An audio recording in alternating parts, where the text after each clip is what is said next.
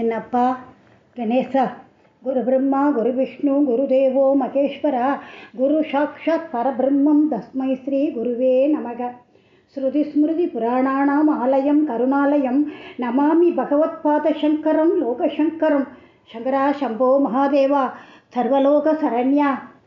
பெரியவாளோட அருளமுதம். சம்பிரதாயங்கிறது தானாக வழி வழியாக வந்துட்டுருக்கு. நாம் அதை தானாக ஏற்றுண்டு அதையே பண்ணின்னு இருக்கோம். சம்பிரதாயத்தில் இருக்கிற அத்தனை விதிமுறைகளையும் சாஸ்திரத்தில் சட்டம் அப்படின்னு எழுதிட்டாக்க அது நிர்பந்தமாகிடுறது. அப்படிங்கிறது தான் காரணம்.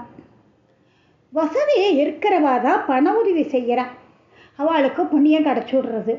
நம்ம என்ன பண்ணுறது? வசதி இல்லாத நம்ம என்ன பண்ணுறது?